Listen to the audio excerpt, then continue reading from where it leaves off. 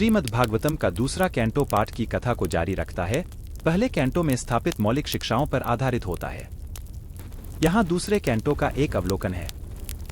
दूसरा कैंटो प्राथमिक रूप से सृष्टि की प्रक्रिया और पदार्थिक ब्रह्मांड के प्रकटन पर ध्यान केंद्रित करता है। इसमें परमेश्वर के विभिन्न अवतारों की विविधता और उनके भूमिकाओं पर भी चर्चा होती है, जो ब्रह्मांड की रक्षा और शासन करने में संलग्न है। साथ ही यह समय के अवधारणा, जीवन के रूपों के विकास और ब्रह्मांडिक चक्रों की जटिलताओं का भी अध्ययन करता है। दूसरे कैंटो में मुख्य विषय और अध्याय इस प्रकार हैं। ब्रह्मांड का प्रकटन।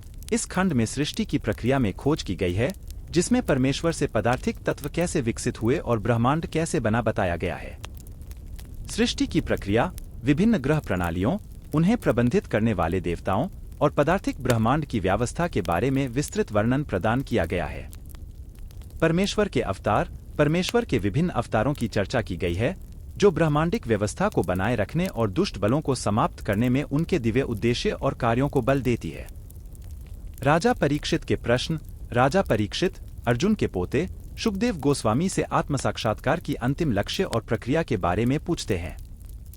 शुकदेव गोस्वामी के उत्तर। ऋषि शुकदेव गोस्वामी राजा परीक्षित के प्रश्नों का उत्तर देते हैं, जिसमें भक्ति, कर्म, कार्य और ज्ञान के सिद्धांतों पर विस्तार से चर्चा की गई है। निष्कर्ष और नैतिक सबक। कैंटो शुकदेव गोस्वामी द्वारा राजा परीक्षित को दिए गए उपदेशों से प्राप्त नैतिक सबकों और अवधारणाओं के साथ समाप्त होता है। समग्र। दूसरा कैंटो पाठक की ब्रह्मांडिक व्यवस्था, जीवन का उद्देश्य और आत्मिक उद्धार के मार्ग के बारे में समझ को गहराता है, जैसा कि श्रीमद् भागवतम में प्रकट होता है।